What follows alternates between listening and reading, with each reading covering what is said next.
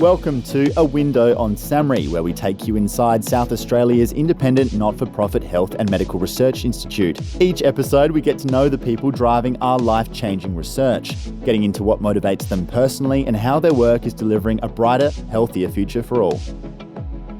Ilaria, what part of Italy are you from and what's it like there? So I come from a small town. It's called Corteno. It's in the northern Italy. So it's between Milan and Como. And what's it like there? Oh, it's very beautiful. So from my parents' balcony, you can actually see the lake, the mountain. You can see Monte Rosa, which is the highest mountain in Italy. And what was it like growing up there? Oh, it was so lovely. So I was living with my mom, dad, my grandparents, all in the same house. So I have very nice memories. It's very different from Adelaide. No, people is saying that Adelaide is country, but for me it was like a big city. No, because Corteno is a small town with only a few people, a lot of green, no traffic. Do you know what the population is there around about? No, I don't know. Like 20,000 less? Actually, I don't know. Okay, we'll have to look that up. We need to look at that. We'll look that up after.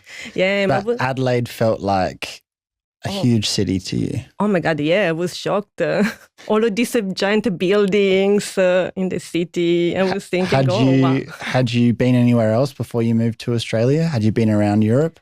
Yeah, I was living and working in UK. My UK is similar to Italy. So I was in UK, I work in Rome, I work in Milan. Okay, so you've seen some big cities before. But they are different. The big cities in Europe are not the big city in Australia. They don't have all of this skyscrapers. Skyscrapers, yeah. Well, Adelaide doesn't have too many of those either. Yeah. I think we got one or two. Yes. What about the culture in your town when you grew up? Like, what were the people like there, and what was it like living there? Oh, you know everyone. And this is the same feeling when I go back. No, when I go back, I go to see all my neighbors. Everyone knows me. So my dad has he has an Australian flag. So when I go back, he put the Australian flag in the garden, so everyone knows. And everyone come to see me because they need to see me. So if I stay there 1 week, I have like hundreds of friends to meet every day. That's beautiful. Yeah. And what do they understand about what you do in Australia? Do you try to explain what you do? Yeah, and they're very proud of me. My mom printed the picture, and some of my neighbors also have like a copy of my papers or pictures of me. Yeah. And how do you explain to them what you do? I try somehow, but they know what I do. Yeah. What do you say? So I'm a scientist and I study a blood cancer, which is a tumor of the blood. And what I do is trying to find a better solution for patients in the way that they live better, but also trying to understand why patients don't respond to therapy and try to find therapies and how to cure them. And what do the villagers think of the career path you've chosen when you tell them about it? They say that I'm the second most famous person in Corteno. Oh, who's the most famous? Locatelli from MasterChef. Okay, not quite that famous, but not quite the famous. Second's pretty good. Second, yeah. Wow, okay, so you're very special back home. That's nice. And they recognize you when you come back. Oh, yeah. So how did you come from being born in a small town in northern Italy and spending most of your life there to coming to Australia? Why did you make that decision? So I didn't actually decide to come to Australia. I was in a conference in America 12 years ago, and there I met Tim Hughes and David Ross, Deb White, and I invited them to see my poster, and they invited me here as a visiting postdoc. So it took me 6 months for preparing all the documents, all the visa to come here, and I came in 2014 for 6 months as a visiting postdoc. And after, they offered me a contract and I stayed. What did they say to you when you first met about coming to Australia? Do you remember meeting them and how that conversation went? Oh, I think that they invited me like for a visiting postdoc, and I say yes. And after I go back home, I open the world map and I said, where is Adelaide? Okay, it's here. And what was it like to come all the way to Adelaide from Europe and be there for 6 months? What do you remember about that time? Yeah, that I was shocked because in my mind, Australia was sun and surf. I came back here in July, that it was cold and rainy. And I called my mom, send me my winter clothes. Oh, so you were expecting that it was going to be summer in Australia it was like in Queensland, Yeah, okay. And you think it's colder in winter here than it is in Italy? Oh, yeah, I'm suffering a lot. I think that a lot of Europeans think like me because the houses are built in a different way. Okay, so they're better at retaining the heat in Europe than they are here in Australia. Okay, interesting. So what did you find when you moved to Adelaide and you were working with Tim Hughes and Deb White for that 6 months? What made you want to stay? Yeah, I was very fascinated by the work they were doing, and they still do, helping a lot of people and a lot of patients, not only in Australia but around the world. And this is why I decided to stay, because I loved what they were doing, and I would like to do more as well. And what was your background? What did you study at university, and were you already specializing in blood cancer? Yeah, so I did my PhD actually in breast cancer. And when I finished my PhD, I started working on the blood cancer because my lab was studying the same kind of leukemia that Professor Hughes is studying. So I had this background before I came here. And I came here because I was working on a technique that was similar to the one that the Professor Hughes was using. So which is monitoring the residual cell that you have in your blood. So this is why I came here. And has that proven to be a good decision? You've been here for a decade now, and there must be some reason that you've decided to stay here when you could go back home to northern Italy, which sounds incredibly beautiful. So you've found that that's been a good decision, obviously, to be here in Adelaide and be able to work with Deb and Tim and do all the work that you've done? Oh, absolutely. I think that this was very good for my career, also for my life. So when I moved, I was in a phase of my life in which I needed to move forward from Italy to something different. And when I came here, I did only 6 months at the beginning. And after what was supposed to be 6 months become 11 years. And now I'm Aussie. I have a husband. We bought a house near to the beach. And I'm having a career. And I could grow professionally. And I feel like this kind of opportunity there were not in Italy. Yeah, because postdoc are not really recognized. In Italy, it is hard to save a lot of money. So I'm happy by the choice that I made. Yeah. Would you ever have imagined that you would stay in Australia for 11 years when you first visited? Oh, no. I was thinking to do 6 months only. What do your parents think about the fact that you live on the other side of the world? They're very proud of me. Yeah, they miss me a lot. They're also very proud. But when I finish work, I also call my mom every day. So we speak all the time. Very close. Yeah. So do you have any science background in your family? Anyone else in your family being a scientist? Yeah, my cousin, she's a scientist. And I think that I also choose a little bit to study biology for her. Yeah, my family, they're more musician. Yeah. Do you play any instruments? No, I don't have this gene in me. No. All right. So you're impressed by their musical abilities? Yeah. What do they play? Piano. Do you ever have a go? Yeah, I had a go. Yeah. Okay. But your gift was elsewhere. Violin. My brother was studying violin. Okay. Yeah. Okay.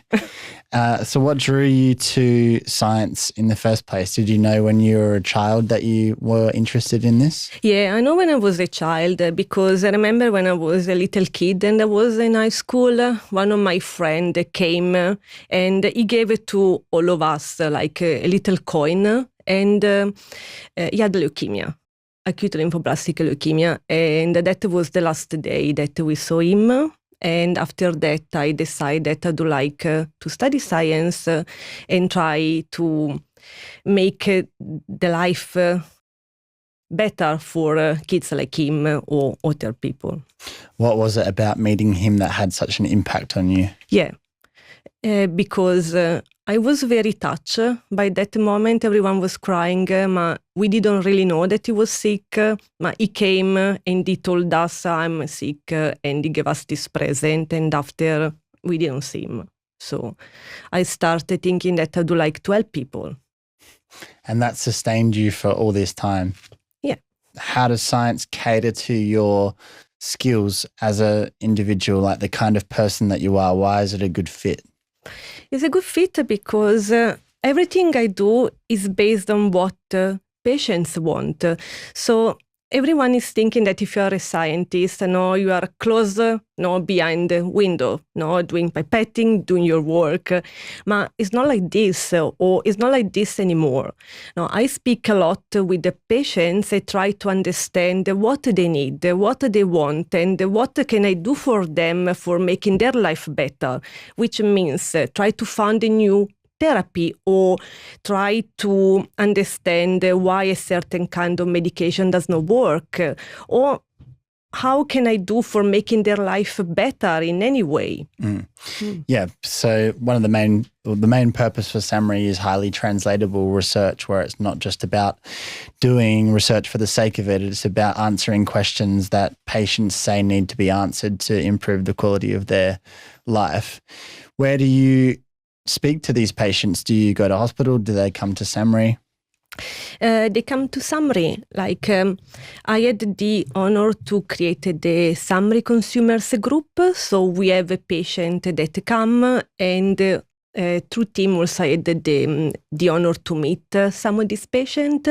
So we started meeting 4 times a year, and after that I become friend with some of them. So I start meeting them more often and asking, okay, what can I do for you? Because I feel like I'm in a position in which I have knowledge, so it's right to help people, and also the time is limited. What I'm doing, I think that it needs to be framed based on what patients want and need. And what does that do for you, and what does it do for them? For me, it's a giving back, and I really want to do because I'm generous, and it makes me happy. Like if I help other people. And what about them? What do they get out of being able to help guide you with what to study? For example, if I discover something new that can help them, so this is something that will help them. For example, if I found, I found a new test that can predict if the patient will relapse when they stop therapy or not. So this can clearly help a patient. So I have patients that they call me and team almost every month asking, can we use your test for predict if I can stop therapy? Can I stop my medication? And they are actually contacting us all the time. So this means that what we are doing is reaching people, and is important. Yeah, it's amazing. And some patients are able to stop and aren't going to relapse. Yeah, so this is what we are actually studying with the Professor Hughes. So what people is thinking that people that is affected by this kind of leukemia called chronic myeloid leukemia, they are cured. Because more than 20 years ago, researchers discovered this new medication that is able to treat this kind of cancer. So before, people was dying. With this, there was no cure at all. And after scientists discovered this new kind of medication, which is a tyrosine kinase inhibitor, which actually target. Yeah, asciminib is the new one, but the first one was imatinib. And people started taking it, and they started responding to therapy. Means that their leukemia was gone from their blood. And a few years ago, I'd say more than 10 maybe, people also start to discover that this patient could actually stop their medication, because now they need to take this pill It's a chemotherapy, but it's a pill every day for the rest of their life. No? And we discovered that a certain patient can stop, but what we were not ready to see is that a certain patient stop and they are actually cured. They don't need to take it. Their leukemia don't come back. But what a patient, they stop and they relapse. So the leukemia is back again in their blood. So we have developed this test that can predict which patient can stop and which patient cannot. So the patient that cannot can be treated in a different way. So this is actually the main aim of our work that we are going now to validate in the TFR registry in Australia, so in all patients from Australia. Are you getting closer to finding out why some patients are able to stop their medication and won't relapse and other patients will relapse? Yeah, so we found that first of all, the patient that relapse have a dysregulated immune system. So they have more cell, a different kind of immune cell that make them relapse. And also they have some residual leukemic cell that are not eradicated by the medication. And these are the cell that we need to try to eradicate with a new drug. Okay, and given that they've got that in common, what can you do with that information so that you can help people to be able to come off their medication and not relapse? Yeah, so with this information, we can actually start dividing patient based on patient that, have a green light, so they can safely cease their medication and they are able to stop and the medication or relapse. Because you need to know that if a patient stop and after relapse is a very traumatic moment. No, but if they have let's say 90% confidence to stop and don't relapse, they can do it easily. But if a patient knows that, if you stop, you relapse 100%, they don't stop the medication. So they avoid all of this emotional stress that is not necessary. Yeah. And what we can do, we can maybe try to keep with the medication for another year and try again, or try to develop a new medication, a new drug, and this is what we are trying to do. But before, there was no way of knowing if someone was going to relapse or not, so they would just try, and then often they would relapse and they'd have to go through that physical and emotional pain of that. But because of what you've had a large hand in developing, now you actually have a way for people to know, which is an incredible achievement. You must be very proud to be involved. Thank you. What's your current focus in the area of CML and around using asciminib? You've obviously come a long way and figured out a lot of things. What's been your focus this year, for example? Yeah, so one is actually try to keep validating our assay to predict if the patient will relapse or not, because we have tested in a patient from Adelaide, and now we're going to test from a patient coming from all over Australia. So we have created a registry. So we have enrolled 12 hospitals around Australia. We will start soon to receive blood from a patient all over Australia. And we can actually test our assay and see if it's feasible to do with this large cohort. And if it's work, we can apply it worldwide. I'm also working on metabolism. And this is in a project that is really in my heart. So I study how nutrient can affect cell growth and proliferation, and how metabolism is important for the resistance to the current medication. For example, why patients don't respond to asciminib, and I'm studying the metabolism of the cell that don't respond. And what have you found about the metabolisms of people who do respond versus don't respond? Yeah, we found something very interesting. It's very preliminary, but I'm interested in lipid metabolism, and I found, for example, that the cell of patients that don't respond to therapy have a different lipid metabolism. So if you understand exactly what is changed, we can use or repurpose a medication that is working. It strikes me that your English is extremely good, and that being a scientist, you have to pronounce some really difficult words. and I can totally understand the way that you speak, and I think your English is really impressive. What's that been like for you to have that language barrier and to have to get better at English in living here in Australia and trying to communicate with such difficult words? You're actually very nice, because I feel like my Italian accent is very strong. You have a strong accent, but a lot of people do not.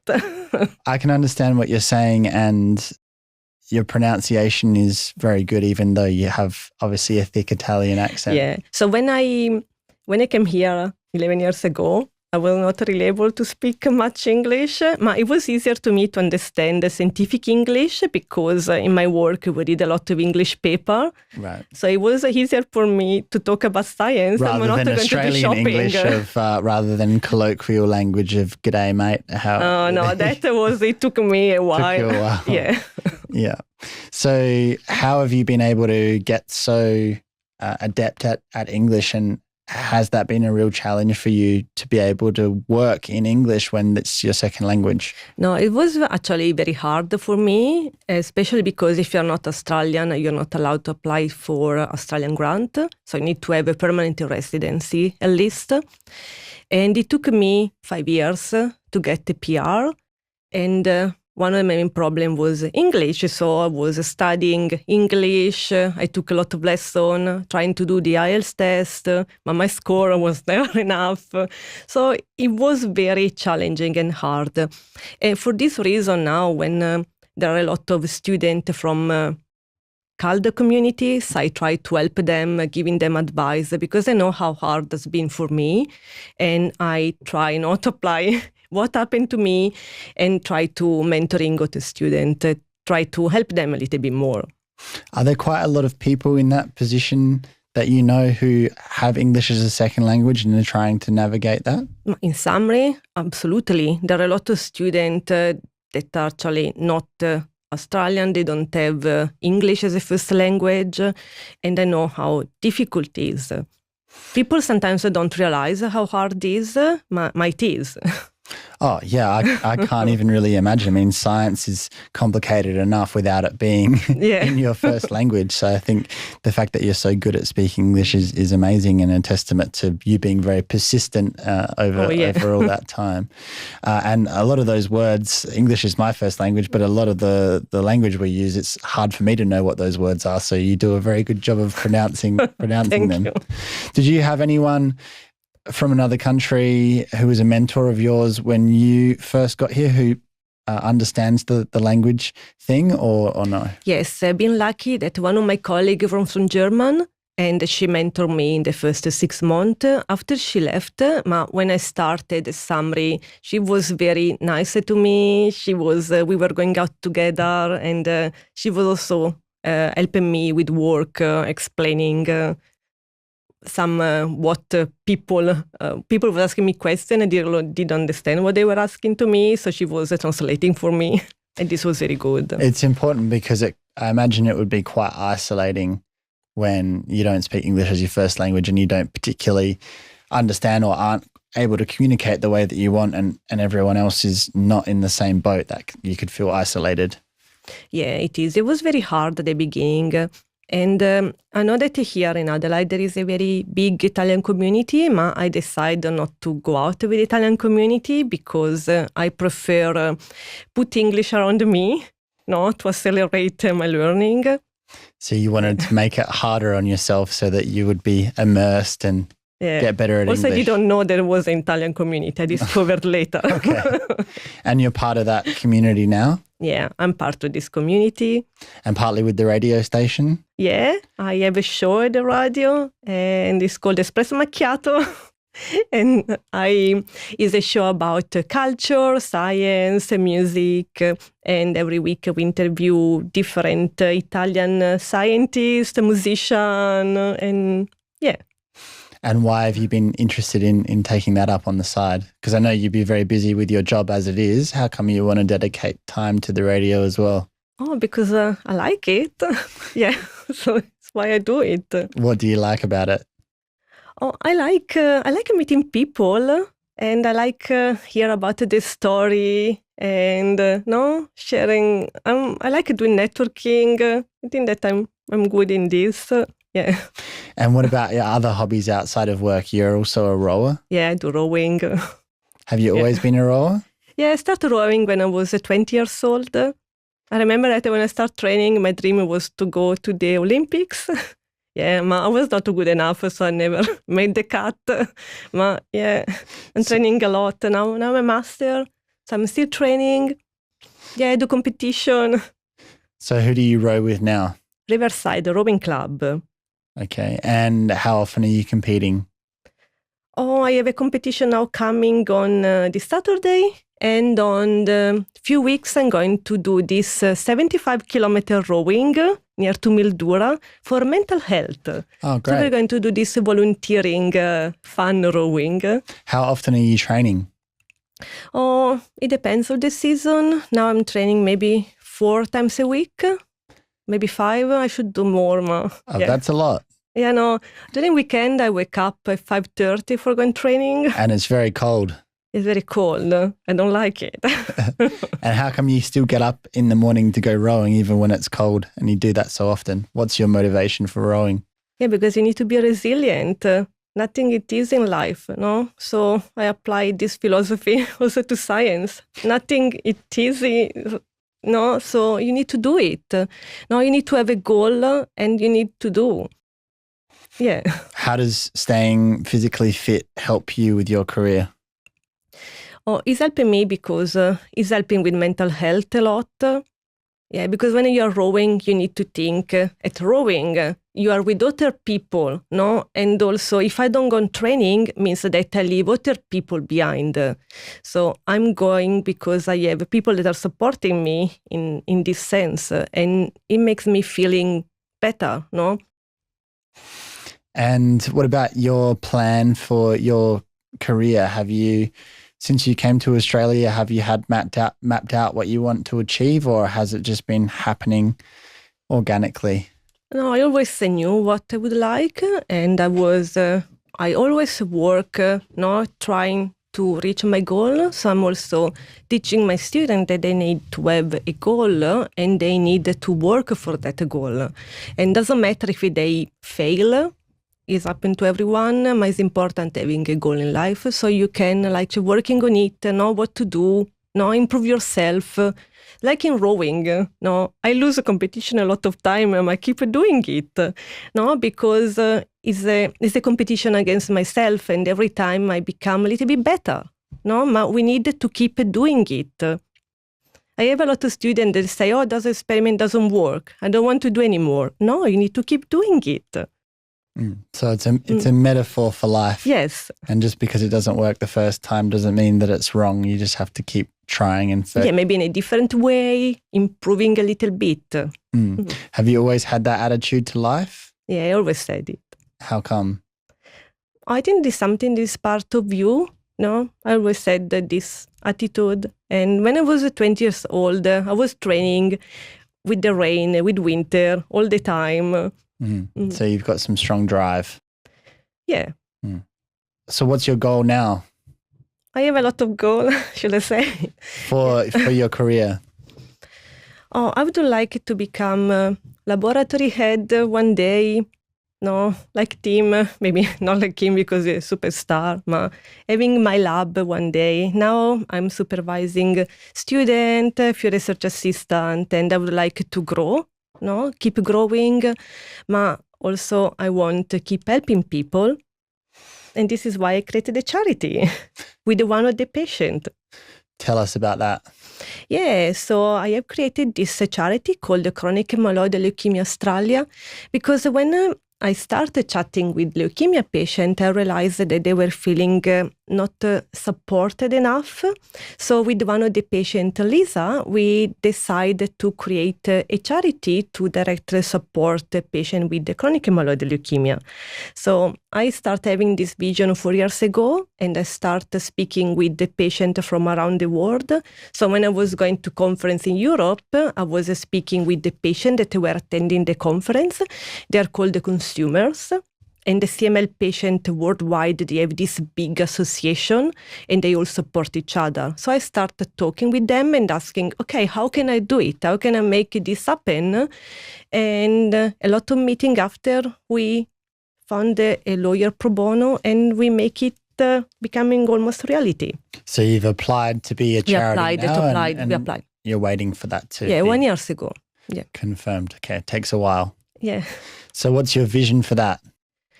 So once we become a real charity, the vision is try to connect, to tell all the CML patients, hello, we are here, what can we do for you? Is a connection. Like Lisa was telling me, what is missing is the connection between patients. So trying to organize initiative to connect people and try to promote better this disease, for example, with the booklet, and explaining the different therapies. So like what you do in your personal career, but on a bigger scale. In a bigger scale. The other cancer foundations and charities are more broad, or there isn't a specific chronic myeloid leukemia one. Yeah, they are all amazing. They do an amazing work, but this is something more targeted. More targeted. Well, that's a really, it sounds like a very needed thing to start up, and hopefully it will get approved. It shouldn't take so long to be. Yeah, let's hope and let's see where this brings us. No. And given that you're from such a beautiful part of the world, it must be tempting to go back there. What keeps you in Australia? Oh, I just bought a house. Yeah. Oh, congratulations. Yeah, and I think for career-wise, it's better staying here. Yeah. Is it hard to stay here sometimes, knowing that Lake Como's back home? When I came here, I came by myself, so I didn't have anyone. So my mom, dad, my brother, now I have little nieces, they're all in Italy. So this is what is hard. Yeah, I missed wedding, I miss everything. I miss seeing my niece growing. So this is hard. When my grandma passed away, I didn't have a chance to go to the funeral. Yeah. So it shows how dedicated you are to your work. Yeah. But I think that all migrants that choose to leave home live the same experience, because it's not that you can come back when you want. It's not that you can go buy the ticket and go back when you want. Yeah. Can you just quickly give us a more of an idea of how difficult that is to be away from family for so long, and the challenges that brings with it? Oh, it's hard because my parents are becoming old. My mom has Parkinson's disease and I'm not home helping her. So it's very hard. So why is it worth it to you to stay in Australia and keep doing the work that you do, even though part of you would want to be back with your family? Oh, because now my life is here. I have a job here. And when I start something, I want to finish it. And I feel that what I start doing here is not finished yet. So this is why I'm actually staying. Well, it's very admirable, and we're lucky to have you. Oh, thank you. So I'm glad you moved all the way across the world to help so many people. Oh, let's hope that I can actually help someone. Well, you already have and continue to do so. So thank you. Need more people like you, and I think you're a very good role model for immigrant researchers as well. And you've really made it happen here. So congratulations for all that you've achieved. If you want to learn more about SAHMRI and the researchers working to build a brighter, healthier future for you and your family, head to samhri.org.au.